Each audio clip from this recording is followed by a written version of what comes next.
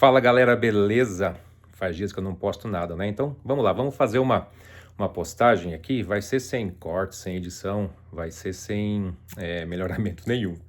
Meu editor não vai ficar sabendo dessa postagem aqui, então vai ser direto e reto para vocês.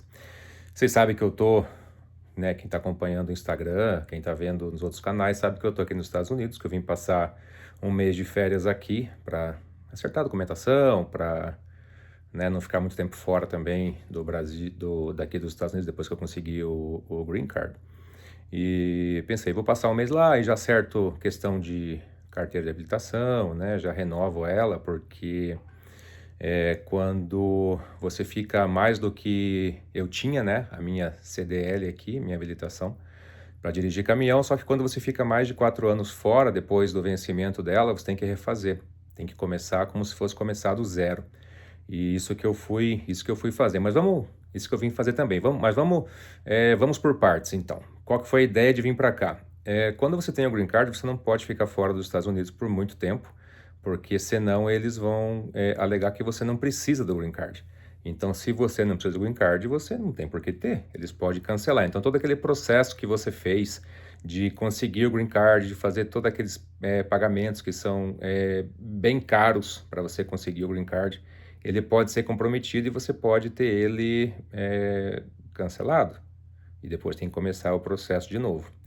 Então, pensei, vou lá, né? A última vez que eu entrei aqui foi em setembro do ano passado, 2025, e agora a gente está em março de 2026.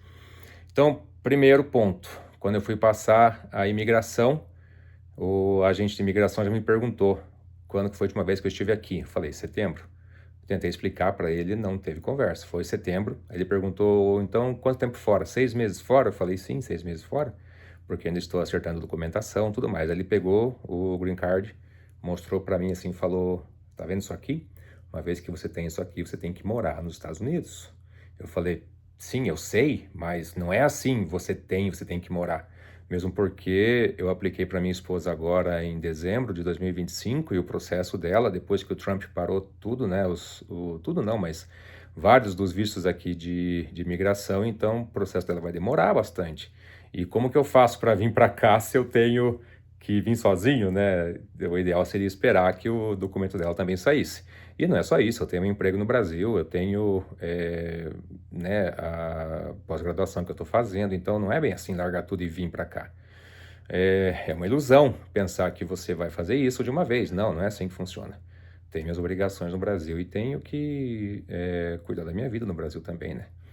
Então, mas por que que você tem o Green Card então? A dúvida é por que que não teria, né? Por que não ter uma opção, haja vista que a gente está passando por tanta turbulência no país e é sempre bom ter uma opção. Então, quem não tem uma cidadania europeia, né, que a gente está trabalhando na nossa, minha família está trabalhando na nossa ainda.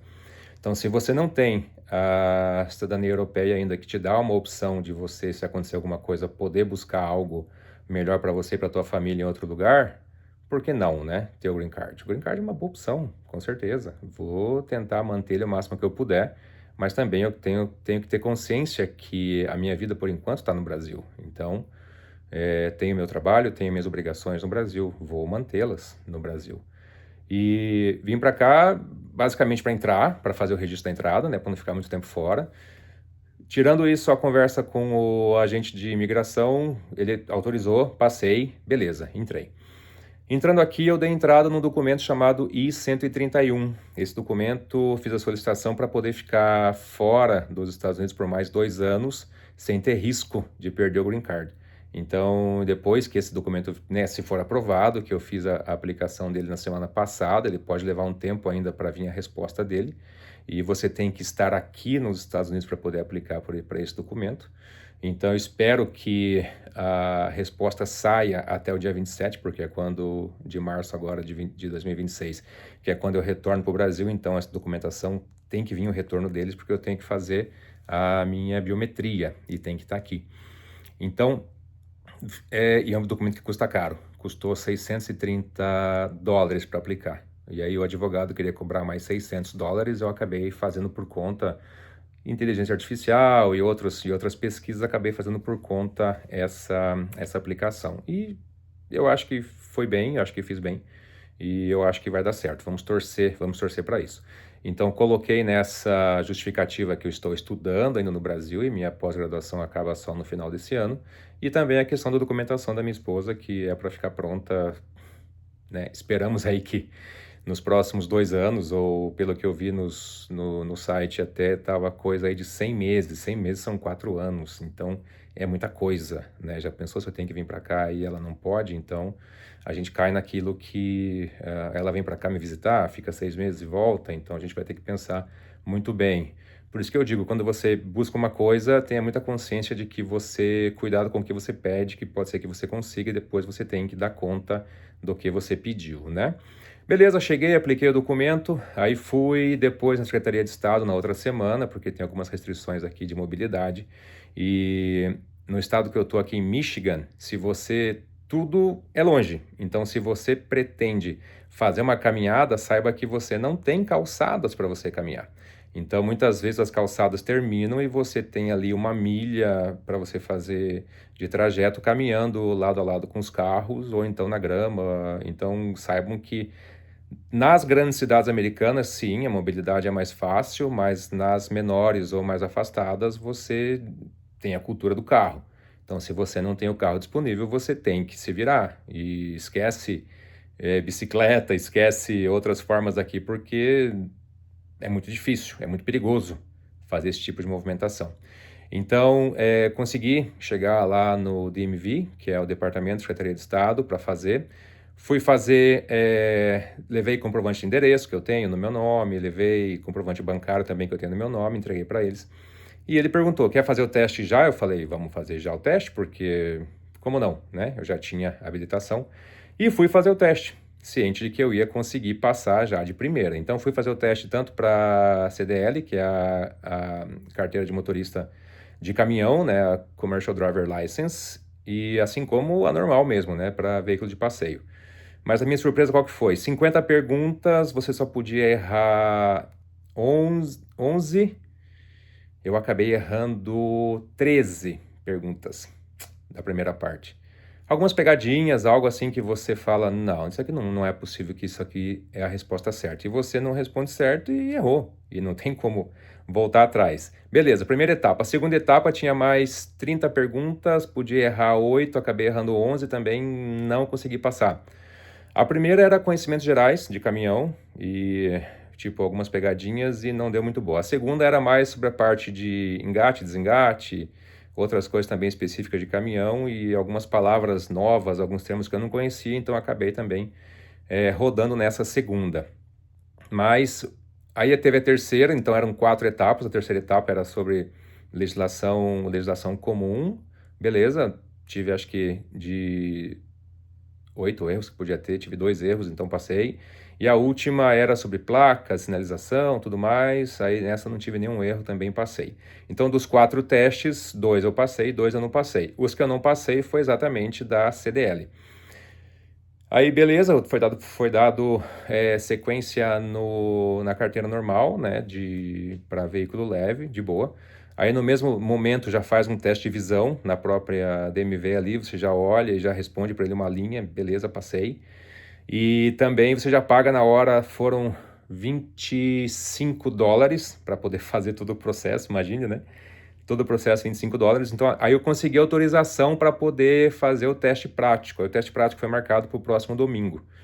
E o teste prático aí vai custar $100 se você tiver o seu carro, e se você não tiver seu carro, ele custa $125, $150 para pegar um carro deles. E eu tinha marcado para o dia seguinte, para voltar para refazer o teste da CDL. Mas aí eu pensei, se o teste do carro é 100 e você não tendo o carro é 150, quanto vai custar o teste para fazer da CDL, do caminhão? Sendo que eu não tenho caminhão, então eu teria que alugar um caminhão deles. Eu até vou perguntar quanto que custa depois para poder passar para vocês, mas eu acho que vai ser em torno de uns $500, é o que eu tô achando. Depois eu confirmo e falo para vocês. Então eu pensei, para que fazer agora a CDL se eu não vou usar, né? Não tenho previsão de usar ela tão cedo aqui. Então, não vou fazer. Eu tinha marcado para o dia seguinte, porque você pode refazer, né, o teste quantas vezes for necessário, só que não pode ser no mesmo dia, tem que ser no dia seguinte. Eu tinha marcado para o dia seguinte, acabei não indo, porque se você vai e passa, aí você paga por aquele teste, mais $25, e depois você tem um prazo para poder fazer o teste prático. E, mais uma vez, para que fazer o teste prático se eu não vou usar agora? Então, se um dia, mais para frente, eu for precisar usar, aí eu faço. Aí venho aqui, faço e aí até se alguma empresa patrocinar para você fazer o teste, melhor ainda. Mas o que eu queria trazer com esse vídeo para o pessoal aí dos caminhoneiros que a gente prepara para trazer para cá, né? Pessoal, estudem. Estudem, porque tá bem mais difícil, tá bem mais complicado. Os termos em inglês ali são alguns termos novos, não são os mesmos que eu fiz na época que eu fiz, em 2016. Então, quando a gente fala, se você falar um pouquinho de inglês já tá bom, não tá.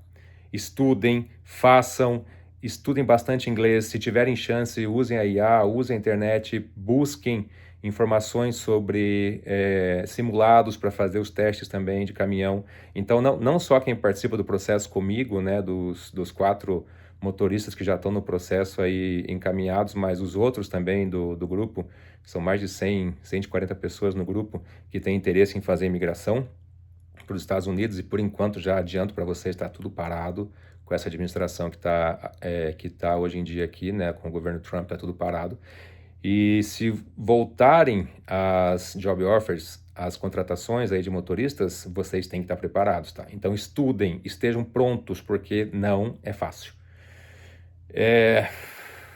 Bastante coisa, né? Vídeo longo, mas eu acho que foi legal a gente poder conversar um pouquinho sobre isso. Tiver alguma dúvida, coloque nos comentários, não esquece de seguir, não esquece de curtir, de encaminhar também para quem tem interesse em morar aqui, em trabalhar aqui, tiver mais alguma dúvida também. Estou gravando mais alguns vídeos, pode ser que depois eu peça a ajuda do meu editor ali, do Mike, né? Ô Mike, desculpa isso aqui ser sem você fazer, porque os teus ficam tops, e aqui vai ser só mesmo para poder conversar com o pessoal aí, tá bom? Então, fiquem à vontade. Bora lá, galera. Valeu, um abraço, até mais.